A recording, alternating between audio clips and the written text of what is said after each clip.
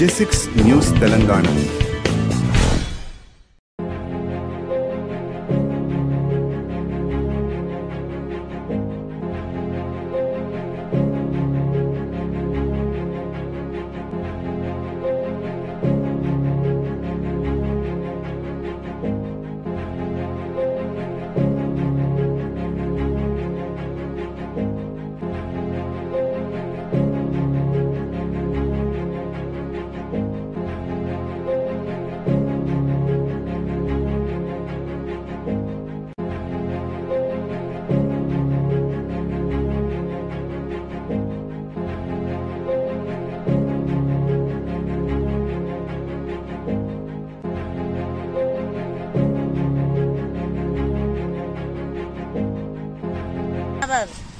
ఎల్లమ్మ చెరువు ఎన్ని రోజుల సంధి ఎదురు చూసినా రెండోదు అని అనుకున్న ఎల్లమ్మ చెరువు ఒకే ఒక రోజు 4 గంటల ప్రాంతానికే 4 గంటలలో ఎల్లమ్మ చెరువు రెండింది. అసలు గణపతిలు వేసడానికి కూడా నీళ్లు ఉండే అని చాలా ఆందోళన పడ్డారు. అదేవిధంగా యాసంగి వరి చేనులు కూడా చాలా ఎండిపోయినాయి, బాధపడ్డారు.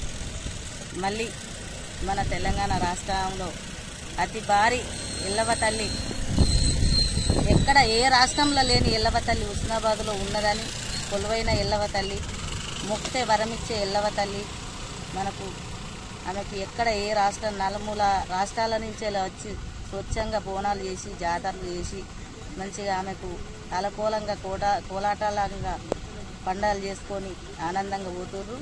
అదేవిధంగా ఎల్లమ్మ తల్లి సత్యం ఇది 4 గంటలలో నేను నింపుకోవాలని ఆమె పోరాడి వర్షదేవునితో పోరాడి 4 గంటలలో నింపుకున్నది. నాకు వ్యవసాయం లేదు, ఏది లేదు, ఎక్కడ ఏం లేదు, లేకున్నా కానీ మేము ఈ నెల రోజుల సంధి మేము నాట్లే పోతే అఘోరంగా ఎండ దెబ్బల తిని రోగాల పాలైనరు. చాలామందికి జ్వరాలు వస్తున్నాయి. అదేవిధంగా నాకేం లేకున్నా కానీ ఎల్లవ తల్లి నీ సత్యం ఉండేది ఉంటే నేను 7 కొబ్బరికాయలు కొడతా అని మొక్కి చాలా మంది ఆశ్చర్యపోతుండ్రు. అసలు నీకు ఏమున్నది, వ్యవసాయం ఉన్నదా, ఎద్దున్నదా, ఏమున్నదా, నువ్వు మొక్కగలిగినవు అని చెప్పి మాట్లాడుతుండ్రు. ఆమెకు పెడితే మనం చేడిపోమని నా మనసులో నేను చెప్పుకొని ఆ తల్లి సత్యం మాత్రం ఏడిపోలే, సత్యం ఉన్నది కాబట్టి మనకు 4 గంటలల్లో ఎదురు చూసిన ఎల్లమ్మ చెరువు రెండిందంటే మాకు అదే ఆనందం. చాలా వరద మేము నిన్న వరిగల్వ వేయినప్పుడు కృష్ణపల్లికి మన గోవర్ధనగిరి వరిగల్వ వేయినప్పుడు 1 ఫీట్ మందం నీళ్ళు వచ్చినాయి. ఇప్పుడు 6 ఫీట్ల మందం వాటర్ వస్తున్నాయి కాబట్టి పోలీసులు బందోబస్తు కాపుల్లో ఉన్నారు. అటోళ్ళని ఇటు రానిస్తలేరు, ఇటోళ్ళని అటు రానిస్తలేరు. స్వచ్ఛంగా వచ్చి చూసిపోయే జనాలను కూడా వాళ్ళని వద్దని రిటర్న్ వెళ్ళగొడుతున్నారు. కాబట్టి వాళ్ళ భద్రత కొరకు వాళ్ళు బందోబస్తు కావాలండి. ఒక్కరికి హాని జరగకుండా ఇక్కడనే వాళ్ళు స్వచ్ఛంగా నిలుస్తుంది, వాళ్ళు పోరాటం చేసుకుంటా వాళ్ళు సహకరిస్తారు మనకు. దాన్ని మనం వినియోగించుకొని మనం కూడా మనం మెదలాలే. వాటరు, అగ్గి, కరెంటు ఈ మూడింటితోటి మనం చెలగాటం ఆడద్దు. దయచేసి మత్స్య కార్మికులు ఈ వర్షంలో ఈ వరదలో చేపలకు మాత్రం పోకూడదు.